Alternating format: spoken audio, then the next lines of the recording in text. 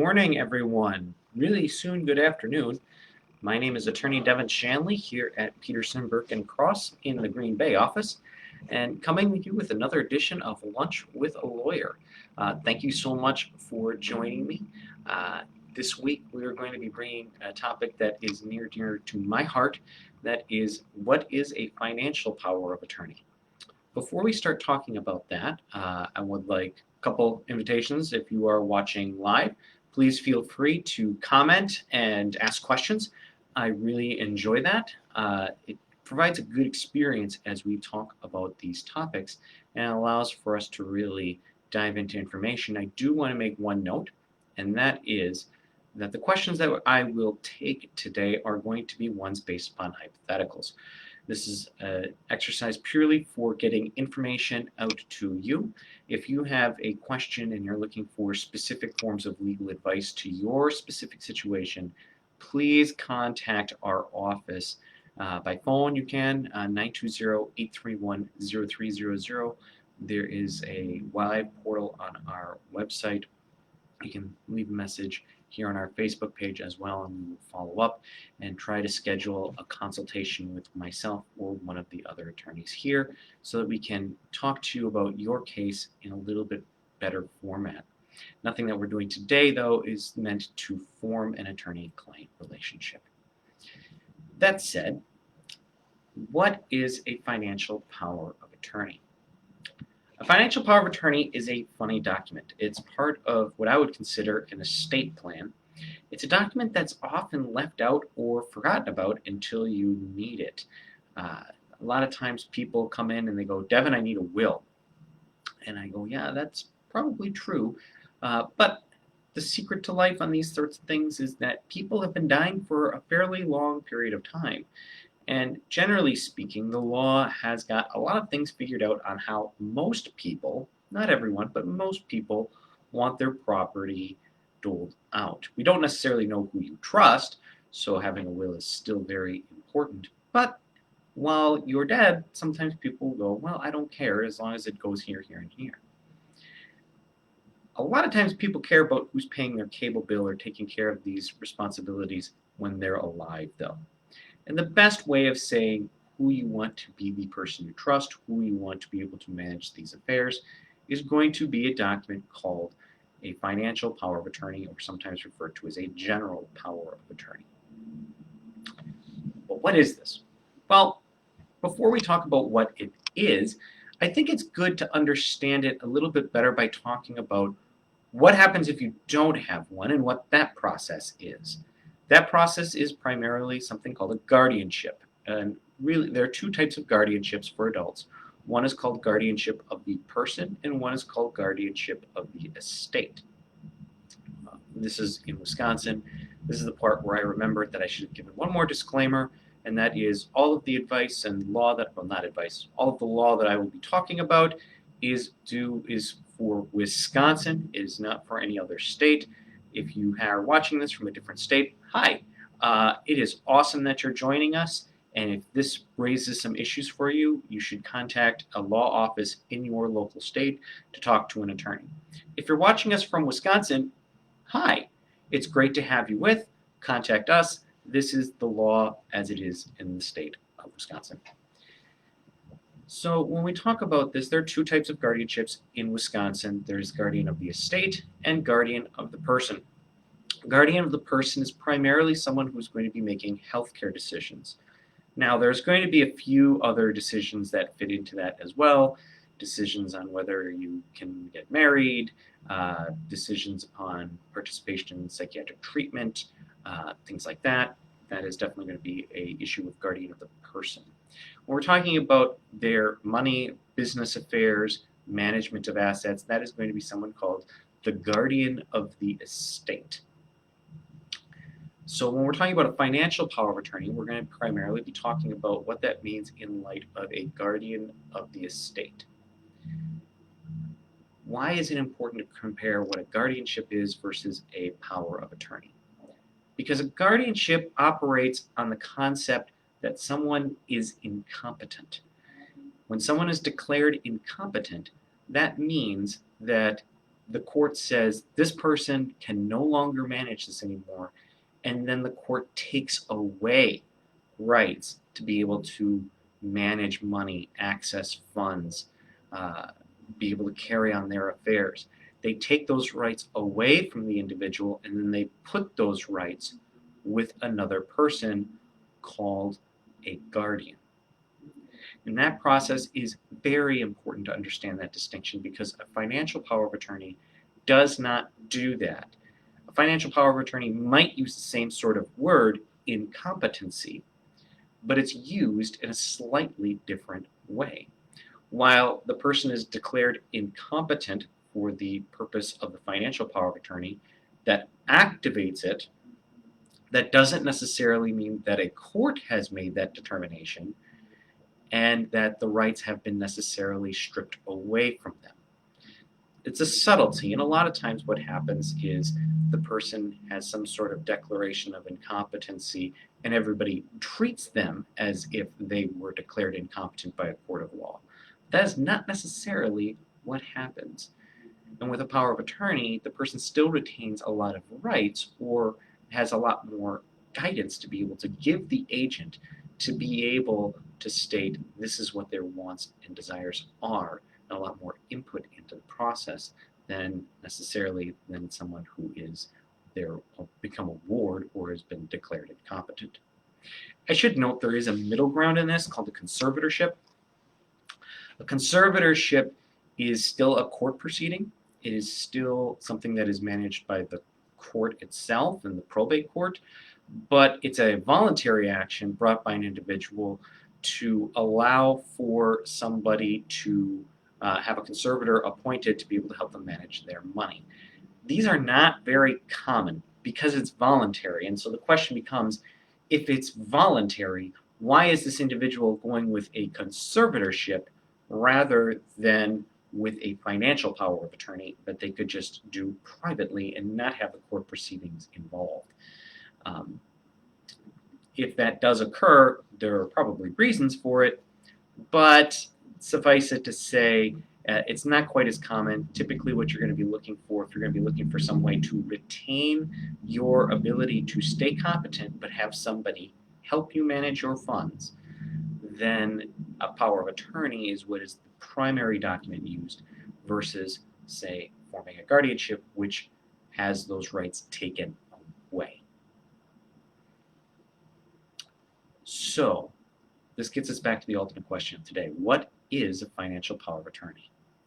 It's a document that creates the big fancy lawyer word that I paid way too much money to be able to say intelligently is a fiduciary relationship between a principal and an agent. What does this mean? A person who makes the document is going to be called the principal. They're the person who has the power to act. They're the person who makes decisions. They share their power with an agent. And I like the word share in this because it gives a very effective understanding of what the rest of this relationship between the two of them is going to be. When the principal shares it with the agent, that's going to be at the direction of the principal. The agent's job is to do what the principal wants or what they would have wanted in light of the instructions they've been, but in the light of what the instructions the agent has been given by the principal. One thing that you often hear people say is, well, you need a durable power of attorney. This is true. A durable power of attorney. And why do you want it durable? Well, a durable power of attorney is a power of attorney that withstands incapacity. So if I'm going to have a power of attorney and I want that power of attorney to act only when I cannot, obviously you're going to need it durable. This is going to be more and more and more standard in today's day and age as these documents are used more and more likely to be able to be used as a way of incapacity management. Since the principal is sharing powers with the agent, it's important to list out as many powers as possible. If you don't give power to the agent, then It's not given, generally speaking. And so making sure that you have a power of attorney document that's robust, that's giving as many powers as possible and balanced is going to be key. The reason why I say give as many powers as possible is because of one last thing. When selecting an agent, you're obviously going to want to choose someone that you trust. If you don't have somebody that you trust and you put forth all of this information or given them all of these powers, then they might be able to abuse it. That's not something that's going to be good, and as much as you could sue them and try and recover against them, that's going to be more legal action. You've already been hurt, and chances are, if they're stealing from you, they probably don't have much money to begin with. So always start with a position of trust that you can work with in this. So how does a power of attorney become effective? There are two ways. The first is immediately upon signing. So I put pen to paper and I sign, the power of attorney is good and it goes. The other is something called a springing power of attorney. What this means in a very technical sense is that the power of attorney becomes effective when a certain condition happens. Say I am declared incompetent by a court, power of attorney becomes effective. If a doctor says I can't manage my money, the document becomes effective. If I disappear, this is going to be an aside. For anybody who's watched the show Tiger King, this is where Devin gets on a soapbox about Tiger King. I'm going to admit I have not watched Tiger King. For those of you who had, I'm sure there'll be some comments that come up that will say, well, that's not how that went in Tiger King, or this is what I think, because apparently Tiger King is a big thing. But in Tiger King, the fact scenario is this. Apparently there was an individual, and this individual disappeared. It's believed that he was killed by his wife, and one of the justifications is that there was a legal document, financial power of attorney, that stated inside of it, if I disappear, then this becomes active. And there is some thought process of, this is highly suspicious, who would ever think about them disappearing? I actually put that into my documents pretty regularly. It's not uncommon for me to see that inside of documents. What that is that's a triggering device for a springing power of attorney.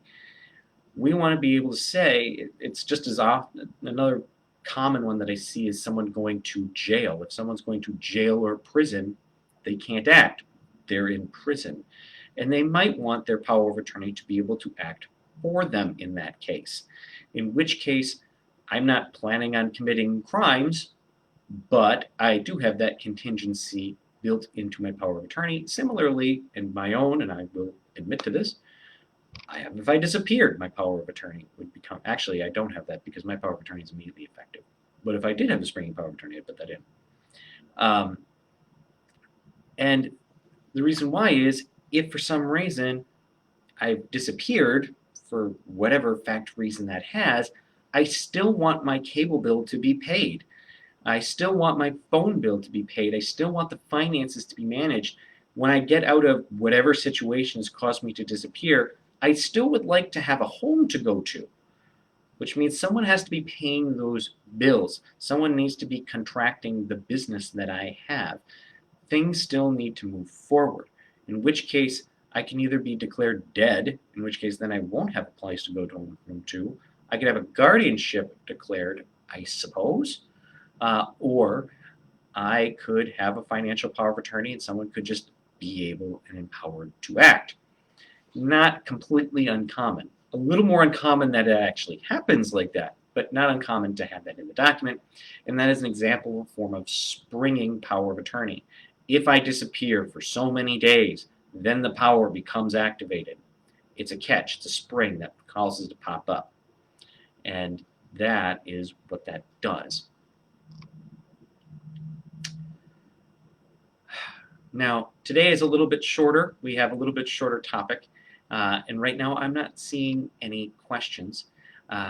So this has been great. What I would advise, if you are thinking about this, if you do not have power of attorney, and actually one common question I always get is, this is about estate planning in general, is when do I need to have an estate plan put together? And they're thinking, well, you got to have something by when you're in your 40s or your 50s. And I say 18. And this is a document that's very, very important on this. If you are 18 years old, even if you are just turned 18 and you're about to go off to college, if you're 18 years old and something happens to you and you don't die, then you're going to need a document like this in order to best preserve your rights. You can have a guardianship put into place, and that's fine.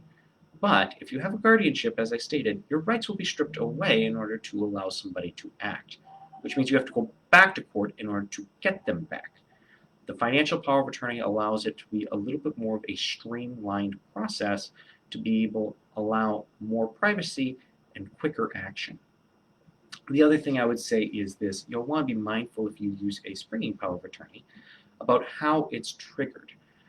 A lot of times, if we just use statutory or what they say in the laws, or it's not adequately defined, then there could be problems about proving to a bank that the power has now been activated. So you'll want to be able to talk to an attorney about this. Really, if you are 18 years old and you don't have anything in place, it is highly, highly advised that you talk to an estate planning attorney who can be able to form even a basic plan with a financial power of attorney, with a will and a healthcare power of attorney at the very least, to be able to get you the most protections while you're alive or after you've passed. Thank you for joining us today. We are going to be doing these more regularly in the future, and we're looking forward to having you present. As always, if you have questions, please feel free to leave them in the comments section or give us a call at 920-831-0300 and schedule a consultation with myself or one of the other attorneys at this firm. Because at Peterson Berger Cross, we specialize in you.